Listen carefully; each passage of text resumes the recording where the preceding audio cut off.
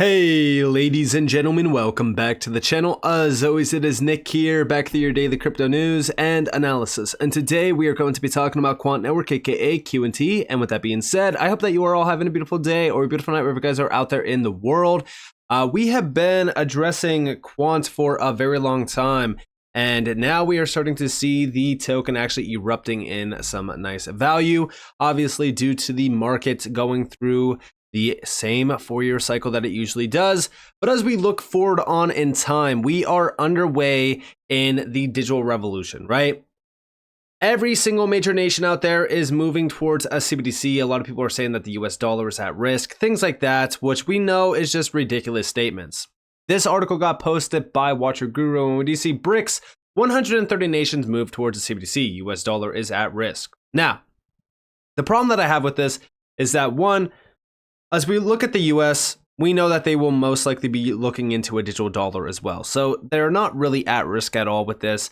But every single major nation is basically looking into a CBDC. We know that 93% of central banks have been addressing CBDCs. They've been looking into and researching them, trying to plan around them. And the reason why I bring this up is because CBDCs are moving very fast. I've talked about this in the past, but if you go over onto cbdctracker.org and you look at some of the moves made in just the last couple of years, I mean, it's been pretty crazy. But we already know, as you guys do see here, a wholesale digital dollar. This is the US CBDC, United States of America, US Federal Reserve. This year, they started to research heavy, and almost every single major bank out there is already doing so. There's 16 pages on here of CBDC initiatives, right? But again, the US is not at risk here. We know this. Central banks are moving very fast. 41% of central banks are already expecting the CBDC to be fully operational by the year of 2028. And it's happening now. Like I've been mentioning this for a while. But why am I bringing this up and why am I talking about this within Quant? Well, it's because Quant plays a vital role within the CBDC initiatives. And it's not just one thing that they're focused on, right? Because again, outside of CBDCs, they're looking into tokenization and so many other great opportunities. But Quant has been catering to the central bank space for a while. They've been working with a lot of institutional players and even central bank players as well.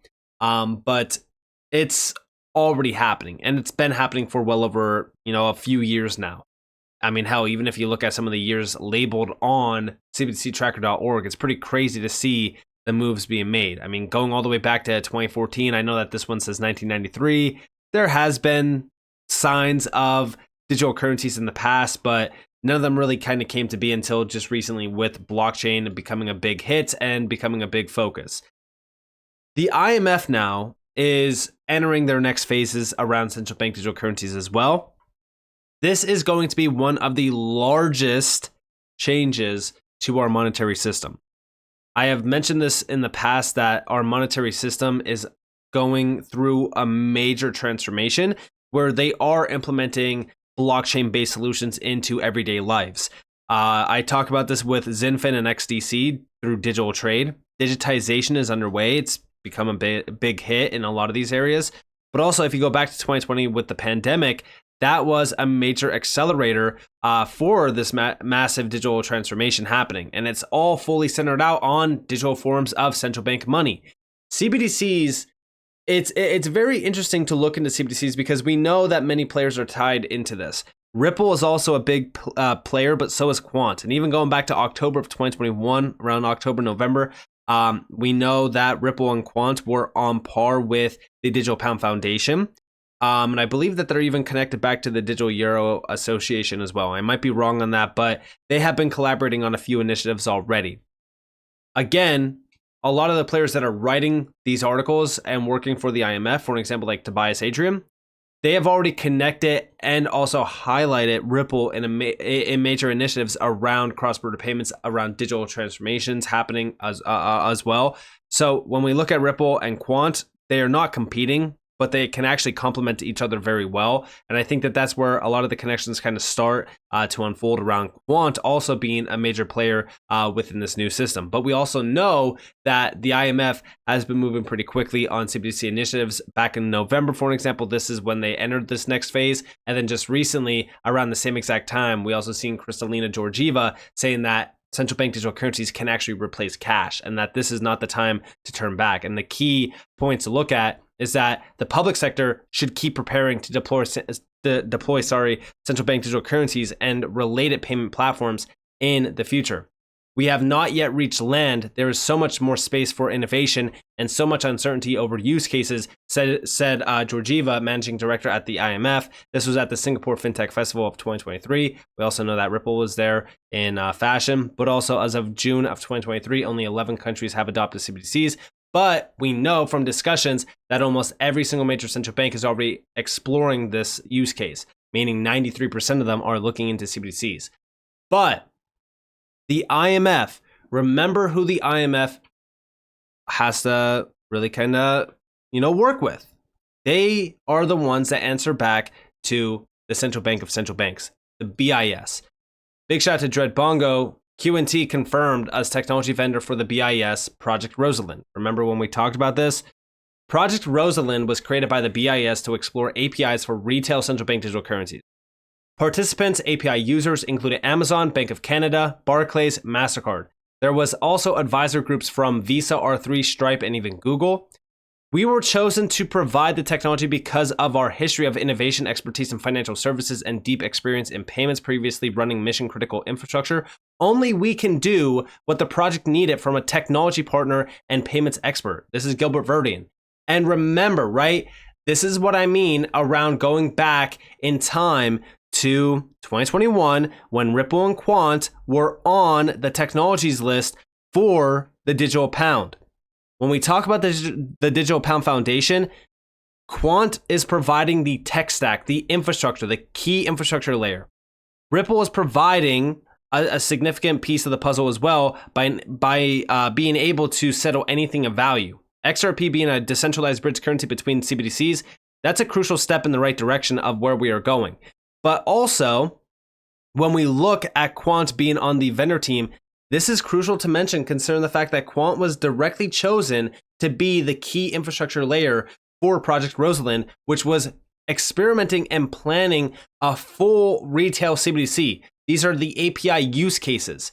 Also, big shout out to Tokenizer for this. We do see all of these BIS links with Qnt surface in the past 6 months alone. Kazakhstan, API gateways, Korea SATP, plus unified ledger. Rosalind, direct overledger use. That's why this is so significant, because it's direct overledger use. Also, Sila, inspired by Rosalind, this isn't even mentioning their pen and other standards work, the domino effects beginning. And here we have, again, let me open this up in a new tab real quick. Here we have some of the key highlights. Simple and standardized API functions are required. Again, these are the direct methods around API use cases. Even RippleNet is an API use case. It's API plug and play, which means as we look at Overledger, RippleNet could be directly tied in to Overledger, and it could be interoperable throughout all payment platforms, including private and public initiatives. And you can see all of these, even Secure Asset Transfer Protocol, SATP, that is a direct tie back right to Quant because they are the leaders behind that. Every single one of these initiatives around specific CBDCs in significant projects, Quant is being mentioned or in some sort of way.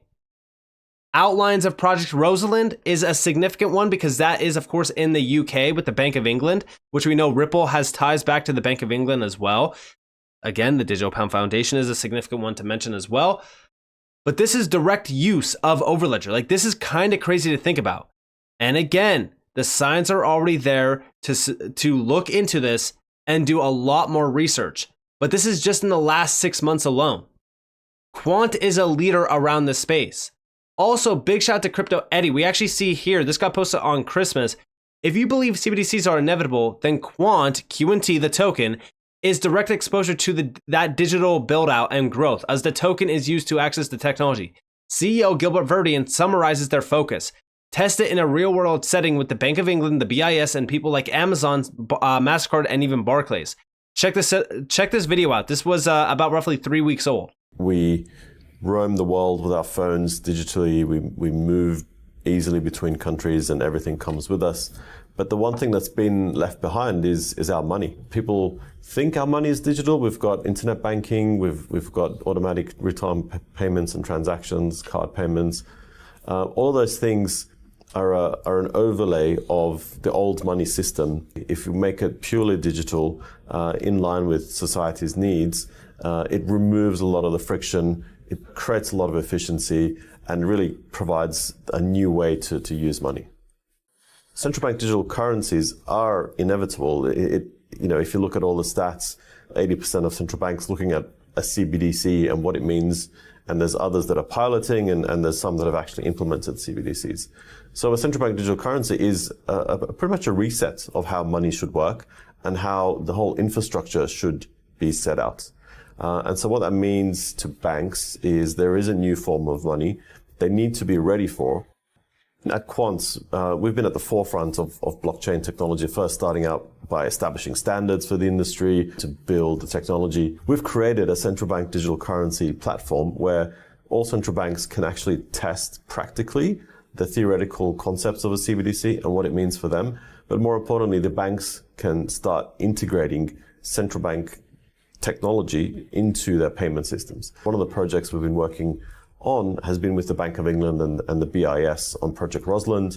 We provided the whole platform and the technology by having interoperable CBDCs within the central bank itself, and that was used by industry to test people like Barclays, people like Amazon, people like MasterCard, to test all of their CBDC applications and use cases on top of our platform in a real world setting. So this means they don't have to wait for a CBDC to be enabled. They can actually start testing, integrating, building, and making sure their banks are ready for central bank digital currencies. The whole concept of transforming the financial system is very complex and very difficult to do. What we're doing as Quant is really being the pioneer in this space, making the leap to digital currencies from central banks or to commercial bank money very easy and seamless to do. We're making it easy to integrate into existing systems. Banks can get involved today. They can do a private-public partnership. They can co-create what a CBDC should look like for them. They can have a seat at the table to provide their requirements. And what we do as Quant is really help everyone evolve to a new form of money, to a new form of smart money. And again, as we really hear a few significant sections in that video, we could hear Gilbert Verdian really kind of talk about the fact that this is a reset. This is a full-on monetary reset of our system to go fully digital. But beyond that, when we talk about what he just addressed with Project Rosalind, they are the CBDC platform. They have this full infrastructure layer that allows for interoperability of all CBDCs. It allows for these major players like the BIS, which is the central bank of central banks, to explore and test significant use cases around CBDCs. This is why I say, and I address the idea that when you look at the connections that Quant has to this world, this whole new world of finance that is becoming a real deal, it's so significant. It is so significant to mention this because I feel as though a lot of people are sitting here saying, oh, well, this is going to take a while. So, Quant's not going to see any price traction. So I don't really care about it or, whatever. But I really do think that the retail sector, if you can get behind a token like QNT, see the value of it, see the vision that Gilbert Verdian has really kind of outlined in this video, then you can hold a significant piece of the future monetary system. Like I try to put this into words that, simplify the vision here and simplify why I believe that Quant is so big of a piece of our future financial system, and why as a retail individual holding QNT is a very important thing. And I think that that's the best way that I could say it, and also put it into a simplified version, because when we really look at what the central bankers are doing, specifically a lot of the elite organizations that are behind our current central bank digital system, they're all alerting to the idea that blockchain-based solutions converging with even AI are going to be the future. They're digitizing specific sectors already, including, of course, trade finance. And Quant has a significant role to play here. And they've already been playing it. That's why when I look at these connections, and of course, big shout out to Tokenizer for outlining this.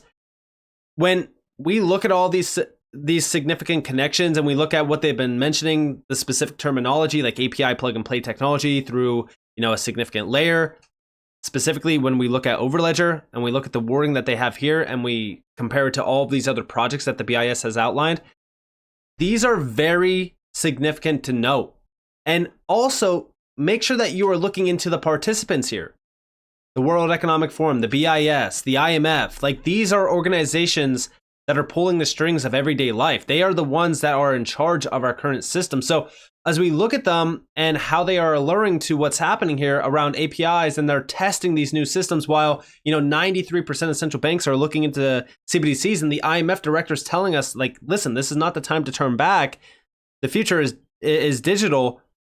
I think it's time for the retail sector to fully focus up, open our eyes, and say, this is no joke. Like this is truly happening. Like we need to be behind this in terms of investing into the technology, because if they are inevitable, then the retail sector has an incredible opportunity here to invest in significant pieces of our global future monetary system. So with that being said, I hope that you guys enjoyed this video. If you guys did, definitely leave a like, subscribe to notifications on because more free content. You guys are more than welcome to follow me on Twitter and join the free Discord in the description below. And with that being said, guys, it's been Nick. Peace out.